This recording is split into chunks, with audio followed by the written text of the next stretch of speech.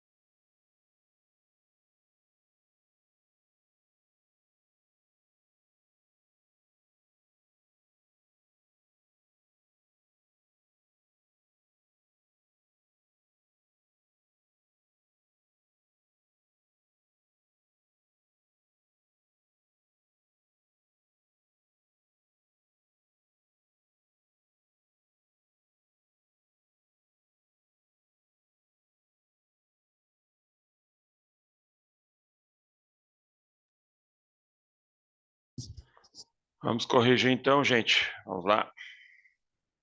Beleza, então.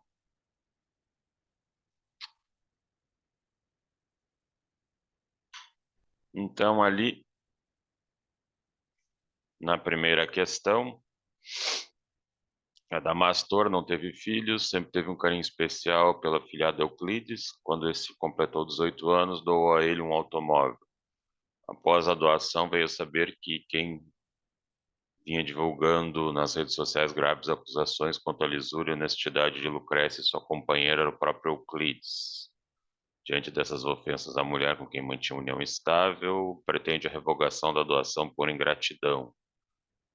Vejam que aqui a pergunta ela já vai direto a partir de quando se inicia o prazo, né? Então ele não está questionando propriamente se pode ou não fazer, se há uma diferença entre união estável e casado, né? Ele já está partindo de uma ideia específica, né? Se ele colocasse essa diferença, bom, aí até pode explorar para responder, mas no caso ele já entendeu que união estável para esses fins aqui era igual. Na verdade, o STJ ele comparou a união estável ao casamento, né? Já vem de algum tempo trabalhando em cima disso, né? A questão é que existem algumas diferenças no Código Civil e na legislação, existem, mas aí a gente tem que dar um sentido para essas diferenças. Quais são? Não pode simplesmente botar a união estável abaixo do casamento como se fosse uma situação de segunda classe, pelo fato da nomenclatura e da forma como ela é constituída, né? Uma tem que ser formalizada e a outra pode surgir de fato. A ideia para que exista uma discriminação entre uma e outra, e isso faça sentido, é o fato da publicidade, né? Porque o casamento você faz num cartório e isso vai para o registro civil de pessoas naturais. Então, quem é casado vai constar que é casado. E se tu descobre, se tu vê que a pessoa é casada, tu, para vários atos, tu vai atrás do cônjuge, né? Para fins de autorizações, enfim, outras coisas para a validade de negócio. Agora, a união estável. Como é que a pessoa se qualifica tendo união estável? Solteiro. Se é a pessoa é solteira, tu não fica perguntando para ela, não, mas tu é solteiro mesmo ou tu é solteiro de união estável? Ninguém fala, ninguém é tão indiscreto assim, né? Ninguém é tão, ninguém costuma agir assim.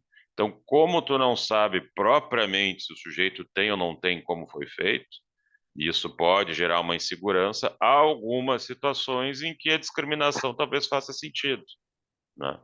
Justamente por tu não saber se o sujeito tem uma relação ou não. E isso é importante para a eficácia de alguns contratos. Agora aqui, se tu ofender a minha esposa, eu posso revogar uma doação, mas se tu ofender a minha companheira, não faria sentido, né? Então, só para colocar esse contexto aqui. Agora, isto não é uma pergunta que está sendo lançada, né? Porque às vezes a gente tende a ficar pensando em outras coisas e aí, como eu disse, a gente expande muito a pergunta e tu acaba não entregando aquilo que o avaliador quer, né? Então, se Ô, ele Sá, já subentendeu isso, vai direto para a questão que ele está apresentando. de fato, não pergunta isso, mas dá pra responder isso? Tipo, tu acha que é uma coisa que dá pra responder fácil ou tem que ter uma argumentação muito mais longa sobre isso da... Não, não precisaria. Aqui eu já iria direto ali para para a perspectiva, né, do 558, né, que inclui a esposa também, né? E aqui ele também nem está perguntando isso, né? É só para subentender que ela já está incluída, né? O que ele já está perguntando é quando é que se inicia o prazo. Então, tu já está considerando que houve ofensa. Aí o prazo é ali o 559, né? A contar de quando chegue ao conhecimento do doador o fato que autorizar a revogação. Então, como eles têm união estável, se presume que o carro pertence aos dois, então ela em tese deu o aval, então teve ofensa, é isso? Não precisa ampliar se a questão está te perguntando o X. Se ela está te perguntando o X, é porque o resto já está subentendido como resolvido.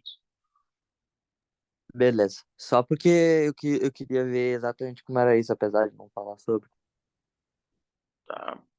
E depois ali, se ele vier a falecer, seus herdeiros poderão pretender a revogação. Aí tem o 560, né, que diz que o direito de revogar não se transmite, mas os herdeiros podem continuar o que o doador começou, né? A ação que ele começou. Só tem uma em que os herdeiros podem fazer, que é quando tu mata o doador, porque aí o sujeito não está aqui para poder fazer ação. É a única maneira que tem para fazer a revogação é os herdeiros irem atrás. Mas as outras é o doador que tem que dar o chute inicial. Ele pode até nem fazer, né? Daqui a pouco ele perdoa, enfim, não está Professor, interessado em fazer. Sim, eu só fiquei com uma dúvida. O prazo decadencial de um ano, ele inicia a contar do ato de ingratidão ou do conhecimento do ato de ingratidão? não, do conhecimento da ofensa. Ah, tá, ok. Ok, aqui.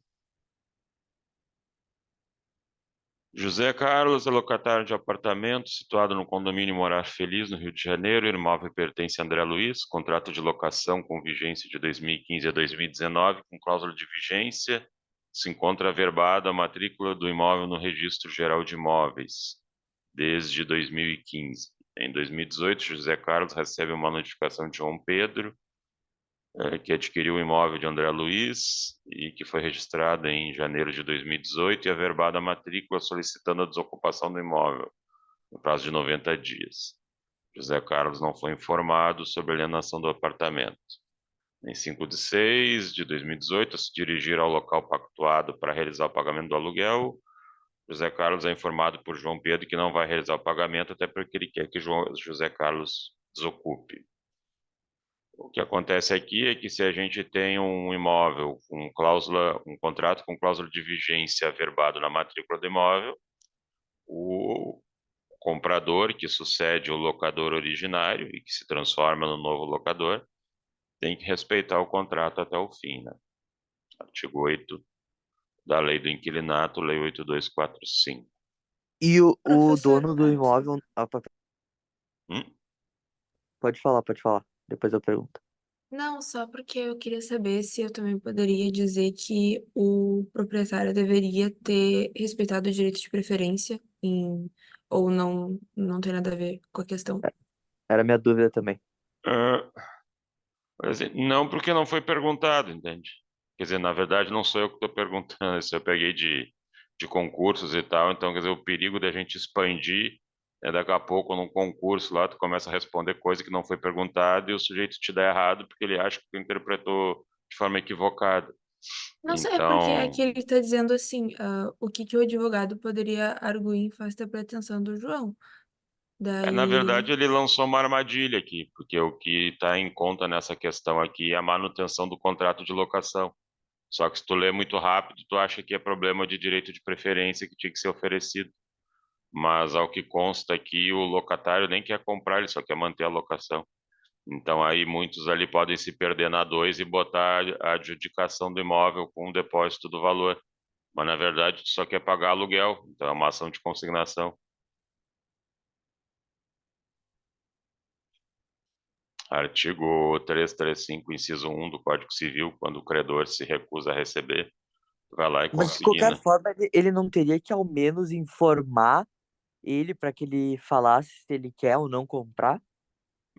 Não, até tem, mas isso não está em questão aqui. Então, Não, não, tudo bem. por Mas isso isso que tem eu que coloco acontecer, né? assim, eu coloco isso aqui como um treino no sentido de realmente não, né, evitar a questão da expansão. Tá? Não, tentem dar uma segurada e não expandam para além do que está sendo questionado, porque isso aí pode ser uma armadilha. Professor, então como que ficaria a resposta da A? Porque a B seria o procedimento especial da ação em consignação em pagamento, mas e a A? Ah, é o artigo 8º. Tu tem Que direito de ficar até o fim do prazo determinado se ele tiver cláusula de vigência e tiver averbado na matrícula do imóvel. tá. E às vezes essas questões, se a gente começa a expandir, o que que acontece? Tu começa a perder tempo e te entala na primeira questão, entende? Aí mas tu quer dar... A B não é emenda da Mora? Que Não, porque ele daí, não está em mora, né? Ele quis oferecer o pagamento e o outro não recebeu. Então ele vai lá, na verdade existe uma mora do credor, mora excipiente que a gente fala, e por isso que tu vai entrar com a ação de consignação.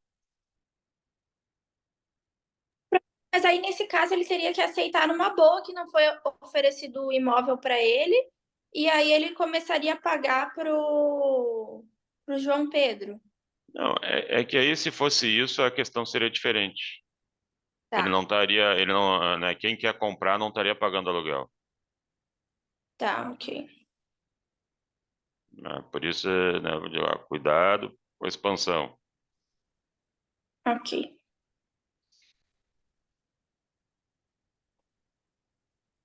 3. Uma usina metalúrgica decidiu contratar serviço de uma transportadora para tornar confortável o deslocamento para casa para o trabalho dos únicos 12 funcionários que não são domiciliados na cidade. Poucas semanas depois, o micro-ônibus conduziu os funcionários, foi abarroado por um carro particular. Alguns passageiros sofreram lesões corporais graves em decorrência da colisão, além de terem danificado diversos computadores portáteis e outros dispositivos eletrônicos. Perícia posterior comprovou que o acidente foi causado exclusivamente por falha mecânica no carro particular provocada por grave falta de manutenção. Estou em controvérsia, por outro lado, que o micro-ônibus trafegava em perfeito estado e não houve nenhuma contribuição do seu condutor para a colisão. Comente o caso. O que acontece aqui? Ah, tendo em vista o 14 do CDC, eu acho que não seria, não importa se o transportador teve culpa ou não, Mas por porque, que CDC? Até pode por- usar. porque fala em defeito da prestação de serviço. E houve um Existe. defeito de Pode chegar em falar. segurança. Aí a empresa do micro-ônibus não poderia se isentar da responsabilidade objetiva, né? Que seria subjetiva só nos casos de transporte gratuito. Aí, nesse caso, eu acho que posteriormente a empresa ela poderia entrar com uma ação de regresso, mas as vítimas elas teriam que de logo ser indenizadas para que elas fique mais fácil para elas, né? Foi isso que eu respondi. Não está errado usar o CDC, o 14 caput, como defeito do serviço, que é mais genérico, né? Mas mais específico ainda tem o Código Civil, no artigo 735, que diz, né, que aí pode usar em complemento, né, que a responsabilidade contratual do transportador por acidente com passageiro não é elidida por culpa de terceiro, contra o qual tem ação regressiva. E o 734 confirma ali a responsabilidade objetiva do transportador, só se isentando de força maior. E o 735, na verdade, ele já isola a culpa de terceiro como fator de força maior no caso de acidente.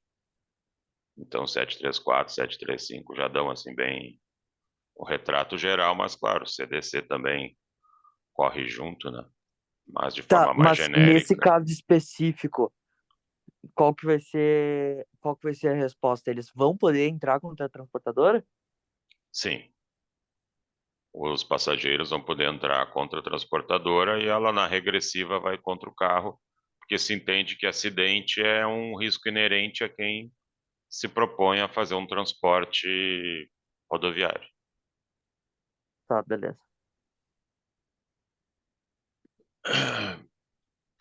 Atendendo a um pedido de seu amigo Flávio, Gustavo lhe deu carona no percurso compreendido entre o local de trabalho e a faculdade onde ambos estudavam. Em determinado momento, Gustavo reduziu a velocidade por ter avistado um transeunte e recebeu uma colisão. Flávio ficou paraplégico. Nessa situação, de acordo com o STJ, Gustavo poderá ser responsabilizado, possivelmente, pelos danos materiais e morais suportados por Flávio. Aí tem o artigo Não porque 7. Pode falar. a responsabilidade do Gustavo era subjetiva. E aí, como aqui não dá a entender que ele teve dolo ou culpa grave em relação ao acidente, a súmula 145 do STJ diz que ele não teria que indenizar, né? É isso aí. 736 é transporte de cortesia, não se subordina à responsabilidade objetiva, né, do transporte contratado, e a súmula 145 diz que tem que ter prova do dolo ou culpa grave do transportador. 5. Por meio de escritura pública, André outorgou a Beatriz mandato para que em seu nome pudesse celebrar contratos. A escritura foi omissa quanto à possibilidade de subestabelecer. Ainda assim, Beatriz subestabeleceu os poderes que ela tinha, outorgando eles a Carlos, que praticou atos em nome de André. É válido o subestabelecimento?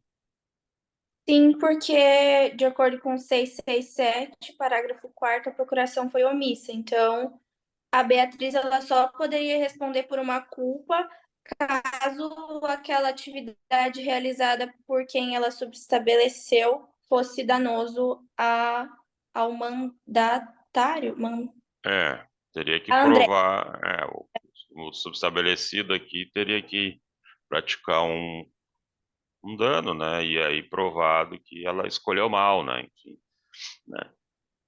O que não é o caso, né? Aqui só pergunta se realmente é válido ou não, artigo 667, parágrafo 4º. Nas de VOF, prestação de serviço ocasional de natureza civil regula-se pela CLT. Falso. Qual? Relação de trabalho é habitual. 2. Como não se exige forma para o mandato, ele pode ser verbal, ainda que o contrato deva ser escrito. Falso, artigo 657.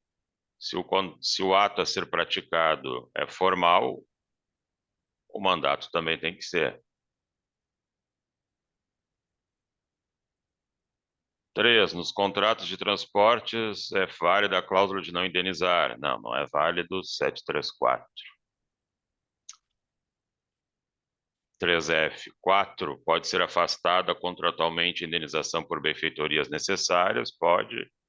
Artigo 35, 36, Lei do Inquilinato. A 4 é V. 5. As normas e os tratados internacionais limitadores de responsabilidade das transportadoras aéreas de passageiros, especialmente convenções de Varsóvia e Montreal, têm prevalência em relação ao CDC. Sim, STF, recurso extraordinário 1394401, a 5EV, salvo dano moral, mas não é porque aí a convenção ela perde para o CDC, porque entende-se que, na interpretação, que a convenção não esteja falando de dano moral. Então, ela não tem como prevalecer em cima daquilo que ela não regula. Então, assim, naquilo que ela regula, ela ganha do CDC. No que ela não regula...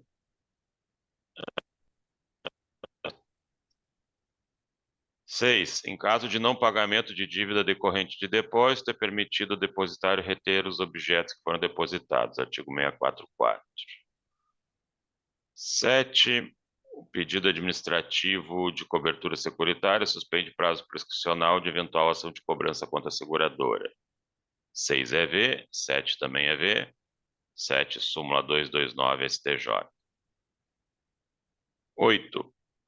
Um falso advogado que tenha atuado em processo com o qual resultou benefícios faz jus à remuneração. 8F.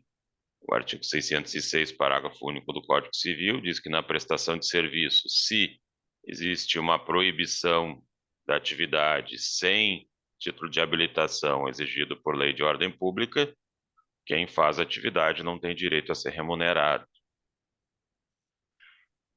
E a 9ª, a celebração de contrato de franquia empresarial não caracteriza vínculo empregatício, ainda que durante o período de treinamento, né? Quer dizer, tu não tem uma relação de empregador-empregado com os funcionários do franqueado, mesmo que tu esteja treinando esses empregados. É o que diz o artigo 1º da Lei 13.966 de 2019. Professor, só confirmando, então, ficou F, F, F, V, V, V, V, F, V. Só um pouquinho. 3 Fs, 1 V. Aliás, 3 Fs, 2 V. Até a 5. 3 Fs, 2 V. Depois dá 6 a 9. Aí 6V, 7V, 8 8F, F e 9 V. 9V. Tá, ok, obrigada.